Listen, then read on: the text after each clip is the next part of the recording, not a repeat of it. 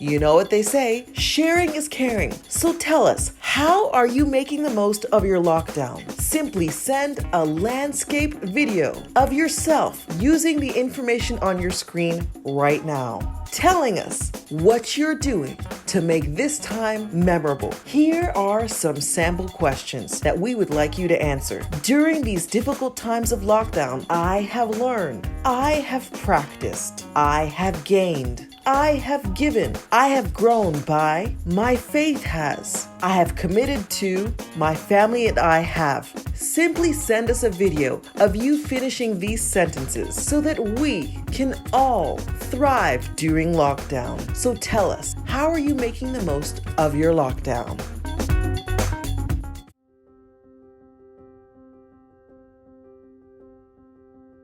My name is Chris Johnson, and this is my new wine experience. We were given 18 months of favor over this house. Numerous guest ministers came in and spoke it over the house. When I heard it, I ran with it. I was just believing God that during this 18th month window, that I was going to maximize this opportunity. And I was just praying and believing God that I'll get onto the housing market. And within 12 months, things were starting to look, they weren't going the way I was hoping they would go, but I was still praying, I was still believing God that, that God will make a way. So during the 18th month window, I was pumped. I would say, right, this is my time. So I went to the bank, talked about mortgages and how do I get onto the ladder. And the advisor pretty much, kind of laughed me out of the bank. It was just like based on, your wages, based on what you're earning, based on, your savings at the time, there's nothing that they can do for me. It deterred me for a bit, but I didn't really let what that mortgage advisor said deter me from my overall dream. So I just kept believing, kept praying, kept putting it into practice. And when one door shuts on you, you go look for another one, you go look for a new open door. At an early age, Chris's father encouraged him to honor God with his finances. When I was 13, I got a paper round. So I remember my dad sat me down and then he spoke to me about tithing. Then he told me about offering as well. I thought he was trying it, I've heard of 10%, but now he's adding a little bit extra onto it. That laid the foundation for me to continue to tithe. Everyone thought I was a bit crazy at the time, but it's never left my life. I constantly used to go to, I used to love prayer meetings in New Wine. So I used to go to, early morning prayer, encounter night, power night, and our pastors and ministers used to talk about bringing in pictures that you believe in God for. So instead of printing off, like a mediocre house, I was printing off a mansion. My God's big, so I was believing God for big things. And I was a teenager at the time, and I was just used to pray very hard over these pictures and just kept praying over it, believing God.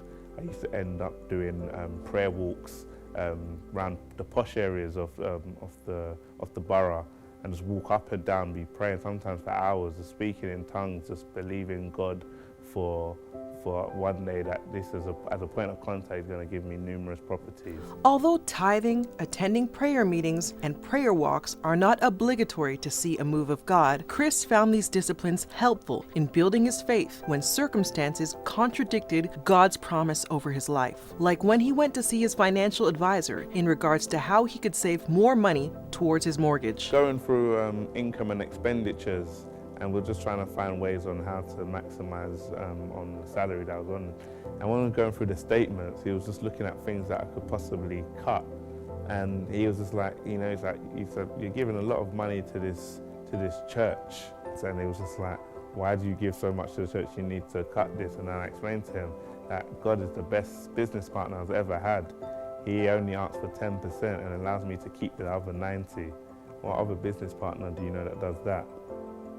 Yeah, so during the 18-month window, literally money was coming at me left, right and center. I was getting grants I didn't apply for, and then they would rewrite to me and said they've made a mistake, and then on one occasion they tripled the amount.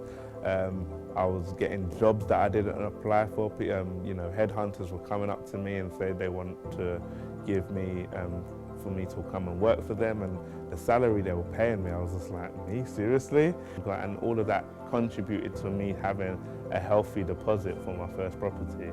And then, literally just before the 18-month window came to an end, I got the keys for my very first property. I was, it was just great. It was a great feeling. All in the news, people being repossessed. In the news, they were saying young people can't get onto the property ladder. And there was me, just got my very first property during a recession period. So I was, could only be good. Despite all of the odds, Chris was able to purchase his first home in a recession under the age of 30. But God wasn't finished showing out in his life. Watch this space for part 2 of his miraculous testimony. My name is Chris Johnson, and this is my new wine experience.